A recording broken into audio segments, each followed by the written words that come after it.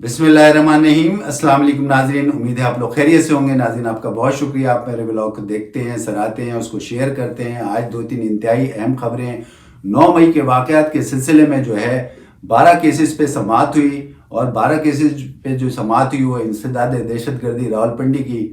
अदालत ने जो है वो इमरान खान साहब पे जो है 12 केसेस पे समाअत की, और 12 केसेस में जो है वीडियो लिंक के ज़रिए जो है वो इमरान खान साहब को भी लिया गया, और वीडियो लिंक के ज़रिए जब लिया गया और फिर उस पर तमाम दलाइल जो है 12 केसेस पे जब मुकम्मल हो गए तो वो दलाइल देखने के बाद जज ने जो है वो फ़र्द जुर्म इमरान खान साहब पे आयद कर दी है। अब इस सिलसिले में अडियाला जेल में ही इस पे जो है ये समाअत हुई थी और इसमें जो है फ़र्द जुर्म आयद कर दी गई। अब नाज़रीन, बहुत से मुबस्सिरीन का ये कहना है कि इस वक्त जो है आधे से ज़्यादा दर्जन केसेस जो हैं वो इमरान खान साहब पे चल रहे हैं, और उसमें जो है ज़्यादातर जो है वो अडियाला जेल में ही है, जिसमें तोशा खाना केस है, जिसमें इद्दत के निगाह के बाद का केस है, जिसमें 190 मिलियन अलकादिर ट्रस्ट का केस है, और इसके अलावा और 2-3 केस हैं। और इसके जो है फिर आखिर में जो है इस केस में भी यानी 9 मई के वाक़यात के सिलसिले में भी जो है इमरान खान साहब को गिरफ़्तार कर लिया गया है। अब ये जो तमाम केसेस हैं नाज़रीन, इन तमाम केसेस में तो मुकदमात चल ही रहे हैं। मुवस्सिरीन का ये ख्याल है, फ़र्ज़ करें कि इन तमाम मुकदमात में जो है उनको ज़मानत भी हो गई और इमरान खान साहब इसमें रिहा भी हो गए, लेकिन ये जो 9 मई के 12 केसेस हैं इसमें ऐसा लगता है कि जो है इमरान खान साहब जो है वो रिहा नहीं हो सकेंगे। लेकिन इसके साथ साथ उनका ये भी ख्याल है कि अब चूँकि मुसलसल ही PTI पे, तहरीक इंसाफ पे या इमरान खान साहब पे जो है बुरा वक्त मुसलसल चल रहा है, और ये 12 केसेस में भी ये अब ये गिरफ्तार हो चुके हैं, और ये तमाम मुकदमात जो हैं वही अडियाला जेल में चल रहे हैं। और ऐसा लगता है कि ये तमाम पुराने केसेस में अगर ये रिहा हो भी गए, ज़मानत हो भी गई, लेकिन 12 केसेस जो ये 9 मई के वाक़यात के सिलसिले में है, इसमें ज़मानत बहुत मुश्किल लग रही है। और ऐसा लग रहा है कि ये इसी तरीके से सिलसिले चलते रहे तो इलेक्शन से पहले जो है ये मुकदमात चलते रहेंगे, और इमरान खान साहब जो हैं वो इलेक्शन में हिस्सा नहीं लेंगे। अब बात करते हैं ना फवाद चौधरी साहब से। फवाद चौधरी साहब के सिलसिले में भी जब समाअत कल हुई अडियाला जेल में, तो उसमें भी जो है जज साहब ने इस्तफसार किया, बल्कि नैब ने उनसे ये कहा कि हम 10 रोज़ का जो है वो मज़ीद जो है जिस्मानी रिमांड जो है फवाद चौधरी साहब का चाहते हैं। तो इस पर जज साहब ने इस्तफसार किया कि भाई आप ये क्यों लेना चाहते हैं, एक बात। दूसरी बात ये बताएं कि आपके पास फवाद चौधरी साहब जो हैं कब से ज़ेर हिरासत है। तो उन्होंने कहा कि ये हमारे पास 20 दिन से हैं। तो उस पर जज साहब ने कहा ये 20 दिन से जब आपके पास हैं तो मज़ीद किस बात की जो है आप रिमांड लेना चाहते हैं। तो उस पर नैब के वकील ने कहा कि नहीं जी, हमें जो है 10 रोज़ का और जिस्मानी रिमांड इनका चाहिए, क्योंकि हमें कुछ और तफ्तीश और तहकीकात करनी है, और इस तहकीकात के सिलसिले में हमें 10 दिन दरकार हैं। तो खैर बिलाखिर जो है जज साहब ने उनको 3 दिन के लिए मज़ीद जिस्मानी रिमांड के साथ जो है नैब के हवाले कर दिया। अब पता चला है कि नाज़रीन के ये जो केस है, इस केस में बहुत एक ऐसा केस है जिसमें जेलों में कुछ ऐसी प्रॉपर्टीज़ हैं फवाद चौधरी साहब, जिस पे जो है उनके ऊपर ये इल्ज़ाम है कि उस पर जो है उन्होंने जो है प्रॉपर्टीज़ में जो है वो खुर्द-बुर्द किया है, और उन प्रॉपर्टीज़ के हवाले से जो है सही जो है मालूमात फराहम नहीं किए। वैसे भी जो है बहुत से मुबस्सिरीन का ये ख्याल है कि फवाद चौधरी साहब पे बहुत ज़्यादा जो है केसेस हैं, और उस पर ये जो केसेस जो हैं ख़ासतौर पे प्रॉपर्टी का, और इसके अलावा प्रॉपर्टी में उनके किकबैक्स लेने का भी उनके ऊपर इल्ज़ाम है। इसके अलावा और भी चीज़ों में खुर्द-बुर्द करने का इल्ज़ाम है। अब ये इस तरीके से 3 दिन के लिए मज़ीद जिस्मानी रिमांड पे जो है नैब के हवाले हुए हैं। अब इसके ऊपर एक ये भी सवाल होता है कि अगर, और इसके अलावा ये भी कहा गया है कि वो जो है अपीलेट कोर्ट से डिसक्वालीफाइड भी हो गए हैं, लिहाजा वो इलेक्शन भी नहीं लड़ सकते। अब इस पे सवाल ये पैदा होता है कि अगर ये इलेक्शन नहीं लड़ेंगे तो इनकी जगह कौन इलेक्शन लड़ेगा। तो पता ये चला कि इनकी जगह जो है इलेक्शन लड़ने के लिए इनके भाई जो हैं फैसल चौधरी साहब जो हैं उनका नाम आ रहा है। लेकिन फैसल चौधरी साहब के सिलसिले में अभी ये भी पता चला है कि अभी तक जो है इमरान खान साहब ने उनको टिकट नहीं दिया है उनसे। बहरहाल फवाद चौधरी साहब ने भी पता चला है कि रिक्वेस्ट की थी कि मेरे भाई को ये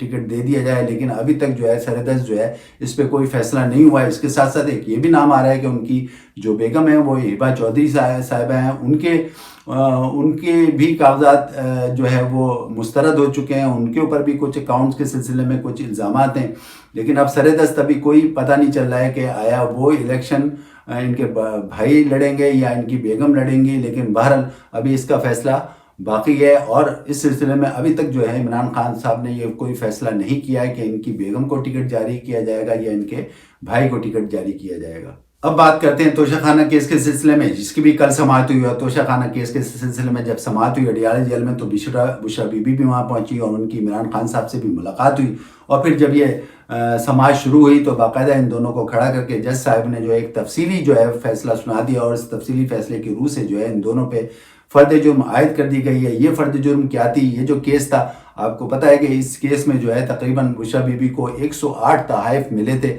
اور ان 108 تحائف میں 28 تحائف جو ہے وہ انہوں نے اپنے پاس رکھ لیے تھے، اور اس میں ایک سب سے مہنگا جیولری سیٹ جو تھا وہ پتہ یہ چلا ہے کہ بشرا بی بی نے جو ہے اس کی کم قیمت لگا کے اس کو بیچ دیا، جبکہ اس کی بہت زیادہ قیمت تھی، لیکن انہوں نے اس کو کم قیمت میں بیچ دیا۔ اب اس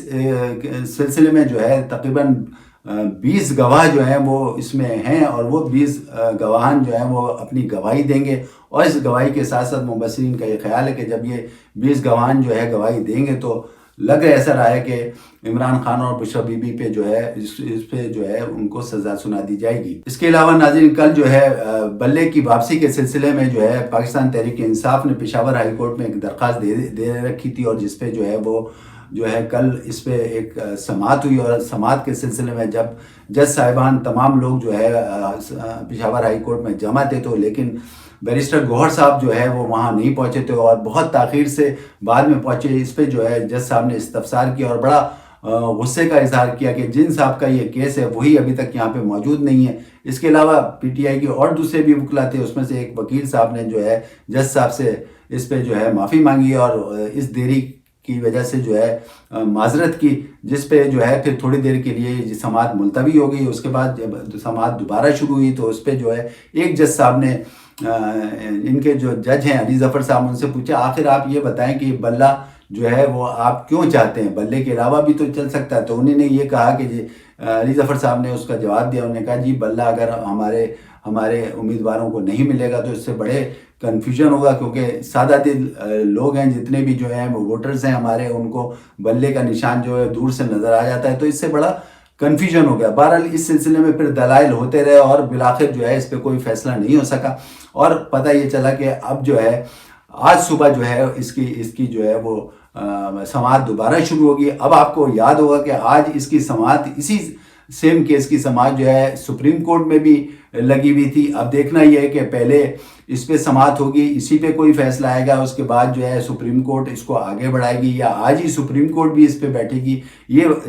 جو ہے وقت بتائے گا، اور جیسے ہی اس پہ کوئی فیصلہ آتا ہے ہم انشاءاللہ اگلے ولاگ میں آپ کو اس کی ڈیٹیل بتائیں گے۔ اب ناظرین دیکھنا یہ ہے کہ پشاور ہائی کورٹ سے جو بھی فیصلہ آتا ہے، اور اگر وہ نفی میں فیصلہ آیا یعنی ان کے خلاف آیا اور ان کو بلہ واپس نہیں ملا، تو یہ دیکھنا ہے کہ تحریک انصاف سپریم کورٹ میں کب رجوع کرے گی، اور سپریم کورٹ اس پہ کیا فیصلہ کرے گی۔ اور اگر فرض کریں سپریم کورٹ سے بھی فیصلہ ان کے حق میں نہیں آیا، تو ظاہر ہے کہ تمام ممبران، تمام امیدوار جو ہیں ان کے الگ الگ انتخابی نشان سے آزاد حیثیت سے تمام لوگ لڑیں گے، اور اس پہ جو ہے پھر ظاہر ہے کہ اور مسائل کا سامنا پی ٹی آئی کو کرنا پڑے گا، جیسے شروع سے اب تک کے مسائل کا سامنا کرنا پڑ رہا ہے۔ اس کے علاوہ ایک اور خبر گردش کر رہی ہے، پتہ یہ چلا ہے کہ نیب نے یہ ہدایت کی ہے کہ فرح گوگی اور شہزاد اکبر اور اس کے علاوہ ذوالفقار بخاری کے جو ہے اثاثے جو ہے منجمد کر دیے گئے ہیں، اور اس پہ پتہ یہ چلا ہے کہ ان کی جائیدادیں بھی ضبط کی جا رہی ہیں، اور اس کے علاوہ انہوں نے کہا ہے کہ اگر یہ پیش نہیں ہوئے تو باقاعدہ ان کی تمام جائیدادوں کو جو ہے وہ نیلام کر دیا جائے گا۔ اب یہ